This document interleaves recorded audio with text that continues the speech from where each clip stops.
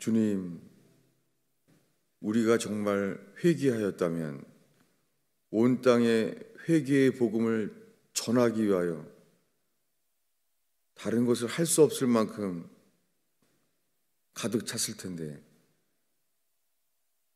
회개 없이 평생을 믿기로 인하여 회개의 복음을 전하지 않는 것을 보나이다. 평생 예수 믿는다고 하면서 회개하지 않은 채로 다들 믿고 있나이다. 주님, 회개하여 물과 성령으로 다시 태어나는 역사, 새로운 피조물이 되는 역사, 옛 사람이 죽어지고 새 사람으로 다시 태어나는 이 놀라운 역사를 주시는 주여, 이 아침에 나오는 주의 백성이 회개하는 기회 되게 하옵소서. 회개를 전하지 않으면 견딜 수 없는 그 일이 시작되게 하옵소서. 예수님의 이름으로 기도하였습니다.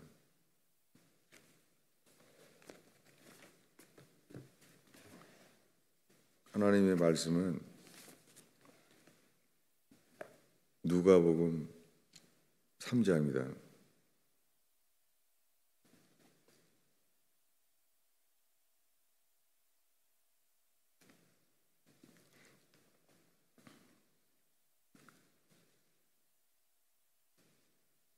(7절부터) (9절까지) 읽겠습니다. 요한이 세례를 받으러 나아오는 무리에게 이르되, 독사의 자식들아, 누가 너희를 일러 장차 올 진노를 피하라 하더냐. 이러므로 회개에 합당한 열매를 맺고 속으로 아브라함이 우리 조상이라 말하지 말라. 내가 너희에게로 이르노니 하나님이 능히 이 돌들로도 아브라함의 자손이 되게 하시리라. 이미 도끼가 나무 뿌리에 놓였으니 좋은 열매 맺지 아니하는 나무마다 찍혀 불에 던지우리라. 아멘.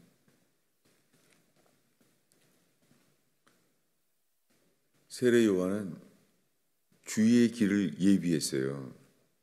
주님이 오시는 길을 예비했어요. 이것을 성경에 이렇게 말합니다. 이 누가복음 3장 3절에 보면 요한이 요단강 근처에 와서 죄사함을 받게 하는 회개의 세례를 전파했다는 거예요. 회개의 세례를 전했어요. 죄사함을 위한 회개의 세례를 전파했어요. 죄사함을 받는 것은 회개하지 않고는 죄사함을 받지 못합니다. 죄사함을 얻기 위하여 회개의 세례를 전파한 거예요. 오늘날에 예수 믿으세요. 이것은 불법입니다. 거짓 복음이에요. 마틴 루터가 신부가 될 때까지 그 많은 고해성사를 하고 미사를 드려왔는데, 오직 의인은 믿음으로 말미암아 살리라. 로마서 1장에 이 말씀이 깨달아질 때까지 그가 괴로워한 것은 철로역정의 존 버년처럼 고민한 것은 자신이 회개해야 된다는 거였어요. 그가 고해성사를 하게 되는 것은 자기가 어떻게 구원받느냐, 고해성사를 하면 구원받느냐에 대한 게 아니라 회개하려고 인생을 다 보낸 거예요. 그가 로마서 1장을 깨닫기 전에 신부가 되고 교수가 되어서 로마서와 갈라디아서를 3년 동안 가르쳤어요. 왜 그랬겠습니까? 단 하나예요. 내가 회개하지 않은 거구나. 그래서 마틴 루터는 자기가 하나님의 진노 아래 있다는 것을 알았어요. 철로역정을 쓴 존 번연도 그랬던 거예요. 우리가 하나님의 진노 아래 있는 것을 알게 된 거예요. 마틴 루터 때 회복된 것은 이 회개의 복음이에요. 그리고 예수님께 사람들이 나왔을 때는 로마 제국이에요. 로마 제국의 통치를 받을 때였어요. 로마 제국의 통치에 있어서 그 로마 제국의 죄가 그들을 괴롭게 했어요. 특별히 돈 문제였어요. 그래서 예수님께 이 회개의 세례를 받고 나온 사람들에 대해서 이렇게 기록해요. 부가된 것 외에는 거두지 말라. 계속 이어지는 말씀이죠. 그리고 군인들에게 말합니다. 사람에게서 강탈하지 말며 거짓으로 고발하지 말고 받는 급료를 족한 줄로 알라. 무엇을 말했는지는 잘 모르지만 그 당시에 대표적인 죄를 질 수 있는 유력한 자들, 그게 세리와 군인들이에요. 이들이 회개하게 됐습니다. 그리고 일반인들에게는 똑같이 말해요. 마태복음 3장 11절을 읽겠습니다. 대답하여 이르되 두 벌 있는 자는 없는 자에게 나눠줄 것이요 먹을 것이 있는 자도 그렇게 할 것이니라. 군인이나 세리는 가장 많은 죄를 범하면서 살게 되는 사람들에게 말했어요. 일반적인 모든 사람에게 말했어요.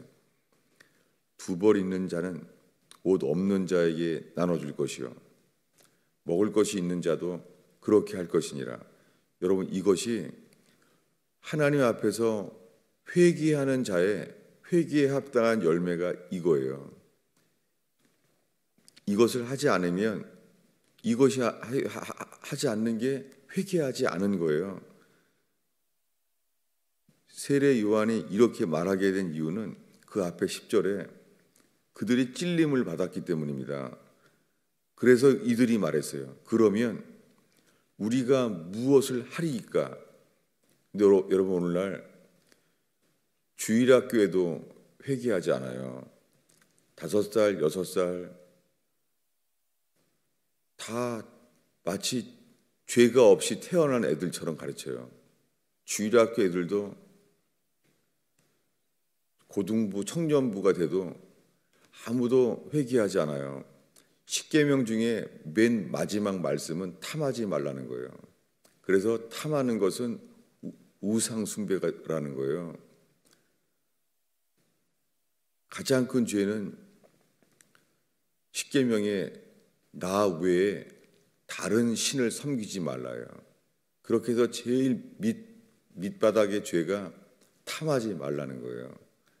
가장 큰 죄는 나 외에 다른 신을 섬기지 말라는 거예요.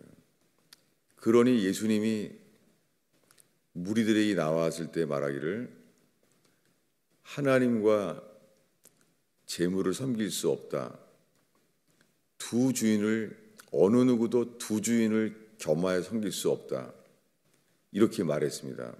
어느 누구도 세상의 어느 사람들도 두 주인을 섬길 수 없다는 거예요. 회개는 주인이 바뀌지 않은 거예요. 자기가 주인인 거예요. 마태복음 22장에 천국은 그 임금이 그 아들의 혼인잔치를 준비한 그 왕과 같다는 거예요. 왕이 혼인잔치를 불렀어요. 그 임금의 기쁨이 가득 찬 곳, 세상에서 임금이 가장 기뻐하는 순간 자기 아들의 혼인잔치를 준비한 것과 똑같다는 거예요. 그런데 그 다음에 이야기는 임금에 대한 반응이에요. 임금에 대한 사람들이 집을 샀기 때문에 소를 샀기 때문에, 밭을 샀기 때문에 아들의 혼인잔치를 올 수 없다는 거예요. 당연하게 왕의 아들의 혼인잔치를 준비해도 더 중요한 게 내게 있다는 거예요. 그래서 그 반응은 임금이 진노해요. 임금이 그에 대하여 진노해요.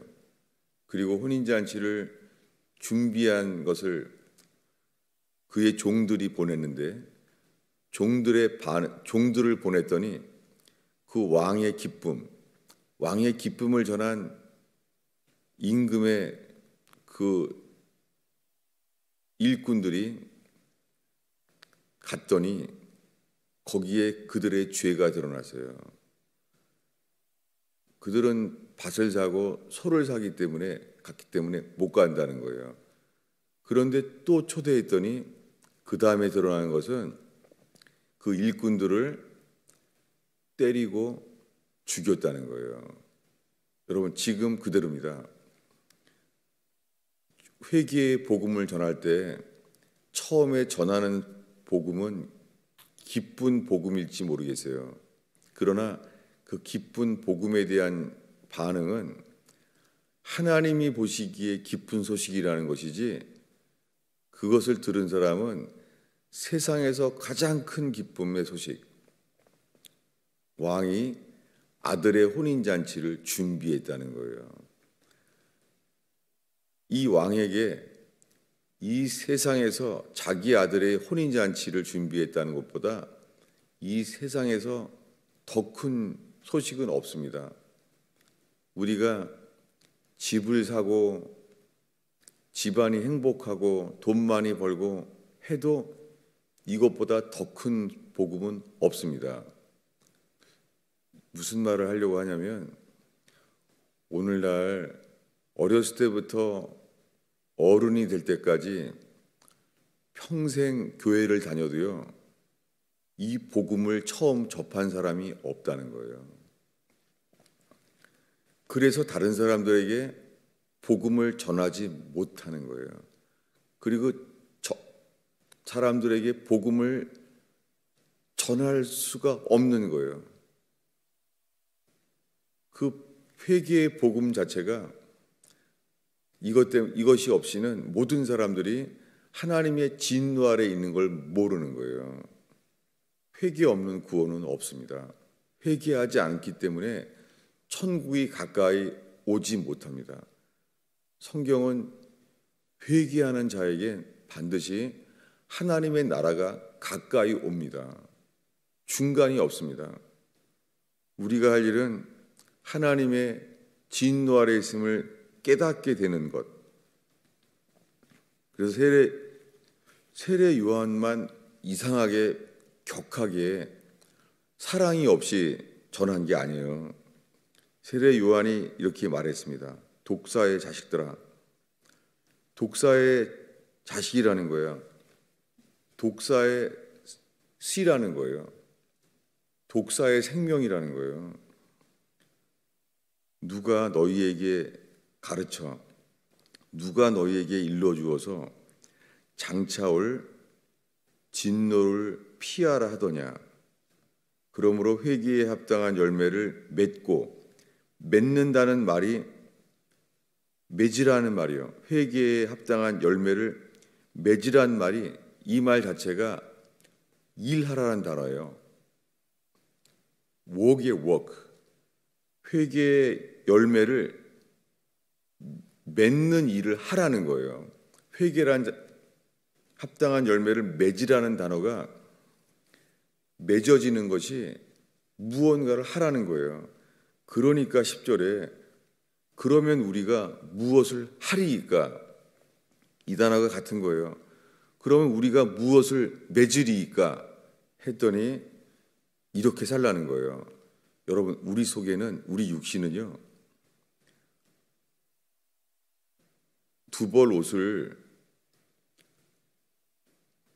더 필요한 거예요. 우리 속엔 항상 있어요, 여러분. 우리 속에는 회개하지 않아서 옷이 두 벌이 있으면 불안한 거예요. 두 벌로는 안 돼요. 한 겨울에는 한 10벌은 있어야 돼요. 여름에는 한 5벌은 있어야 돼요. 우리 속엔 이렇게 되세요.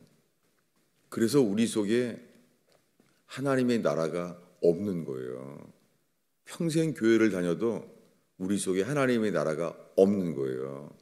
여기에서 말한 이 누가복음 3장에 이것 말고 또 다른 회개의 복음은 또 없어요. 이게 전부 다예요. 다람쥐는 겨울에 도토리를 모아요. 겨울 내내 겨울잠을 자야 되는 짐승들은 다 하나님이 그 겨울잠 속에 굴 속에 저장하게 했어요. 다 저장이 필요할 때 주님은 저장하게 해요. 그리고 없으면 주님이 주세요. 근데 그럼 우린 다 남에게 줘야 되냐? 이 자체가 이런 질문이 나오는 게 우리 속에요. 강한 애착, 나를 사랑하고 나를 지키려는 본성이에요. 본성대로 살면은 죽는 거예요. 이것이 뭐예요? 본질상 진노의 자녀예요. 회개하면 하나님의 나라가 임해요. 하나님의 나라가 임한다는 것은 우리가 두 벌 있는 자를 없는 자에게 우리는 주려고 해야 되는 것, 이게 회개니까 하는데, 여러분 주님은 우리에게 필요한 것을 먼저 아세요.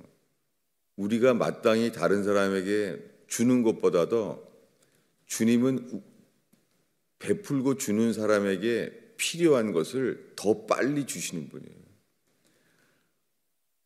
우리가 필요한 것을 주님이 먼저 더 아세요. 더 빨라요. 우리가 사람들에게 베풀어 줘야 될 것을 하나님은 그 베푸는 사람에게 뭐가 필요한지를 더 빨리 아시는 분이에요. 이것을 예수님 그렇게 말합니다. 너희는 먼저 그의 나라와 그의 의를 구하라. 여러분, 의라는 단어에 비슷한 말이 뭐예요? 의에 비슷한 것은 공평함, 똑바름 이런 거예요.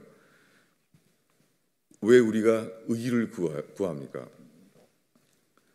의를 구하는 것은 우리에게 그것이 마땅히 필요한 자들에게는 주게 하시는 거예요. 단순한 얘기인데 저는 40년 동안 이것 자체가 회개구나. 그런데 우리 속에는 강하게 이것이 불안한 게 있는 거예요. 그래 돈을 저축해야지. 저축하지 않고 어떻게 살아? 우리 속에 이게 있는 거예요. 저축하는 게 없으면 불안한 거예요. 그게 그냥 본성이에요. 그렇지 않으면 못 견디는 거예요. 그렇게 평생을 사는 거예요. 그러다가 기근이 오거나 환란이 와요. 이제는 도토리도 모을 수 없듯이 이제는 우리 힘으로 저축한 돈도 다 없어지는 날이 와요. 그걸 환란이라고 해요. 그것을 연단이라고 해요. 그런 일이 곧 옵니다. 그러면 그제서야 알게 돼요. 주님이 주시는 것만이 우리 속에 있다는 것을. 내가 모아놓은 것은 다 썩어지고 녹슬고 불타버리는 것을 알게 돼요. 여러분, 우리의 각자의 삶에서 회개하라는 것은 영적인 일이 아니에요. 물질적인 일이에요. 지금 읽은 말씀 위에 더는 없어요. 인간은 이것을 싫어하는 거예요. 왕이 아들의 혼인잔치를 마련했다고 해도 거기에 반응이 이 세례 요한에게 들은 것과 똑같아요. 더 사랑하는 성공이 있는 거예요. 집을 샀고 밭을 샀고 소를 샀기 때문에 절대 못 가는 거예요. 왕의 아들의 혼인잔치, 이것보다 더한 것이 어디 있어요? 그래도 안 되는 거예요. 인간은 자기만을 사랑해요. 그리고 본질상 본능대로 사는 것이 언제나 내 것이 제일 중요한 거예요. 그것이 아나니아 삽비라예요. 아무리 따라서 뭘 하려고 해도 사도행전이 일어나도 회개하지 않는 자에게는 결국은 죽는 날이에요. 아나니아 삽비라는 하나님의 나라를 본 거예요. 모든 사람들이 자기의 것이라고 생각하는 사람이 아무도 없다는 거예요. 그래서 필요한 것을 사람들에게 나누어 준다는 거예요. 그렇게 말하는 것은 이단들밖에 없죠. 지금 교회가 이단인 거예요. 사람들의 본성에 맞는 복음을 전하는 거예요. 하나님은 너를 사랑한다. 그렇지 않습니다. 원래는 아담에게도 그랬을 거예요. 아담을 사랑했으니까 아담을 만들었죠. 그러나 지금은 아니에요. 인간은 에덴 동산을 주는 사랑을 나타냈는데도 그분을 불순종했어요. 그분을 버렸어요. 하나님의 진노 아래 있게 된 거예요. 그래서 어떻게 어디에서 에덴 동산이 없어졌는지 몰라요. 성경 아무리 읽어도 에덴 동산은 분명히 아담과 함께 있었는데 에덴 동산이 없어졌어요. 주님은 에덴 동산이 어디 있는지 알 수 없는 것처럼 우리 힘으로는 우리 구원에 필요한 것을 절대 우리 힘으로 알 수 없어요. 사람들은 생각해요. 아, 저 교회는 참 은혜가 있다. 저 교회는 가능성이 있어. 다 안돼요. 요즘은 다 알아요. 자긴 다 알아요. 아, 저 교회는 뭐 그렇게 은혜가 없어. 다 알아요. 이런 개념이 나온 자체가, 그래서 목사들은 사람들이 좋아하고 모아질 만한 교회를 만들고 있어요. 목사들이. 이 목사들의 죄가 정말 커요. 이 저 자신부터 하는 얘기예요. 사람들이 와서 사랑이 넘치고 얼굴이 웃음이 있고 기쁨이 넘치고 베풀어주고, 아, 이 교회는 사랑이 많구나, 이 교회는 기쁨이 있구나, 성가대를 만들고 찬양팀을 만드는 것도 그것이 사실은 사람들이 좋아할 만한 찬양곡들을 하는 거예요. 사람들이 좋아할 만한 성가곡들을 부르고 있는 거예요. 그래서 하나님의 역사가 안 일어나는 거예요. 너희 교회는 있냐? 사람들이 그러는 거예요. 우리 교회도 없어요. 왜요? 사람들이 회개하지 않기 때문이에요. 그리고 회개하는 말을, 인간들이 가장 싫어하는 소식은 회개하라는 말이에요.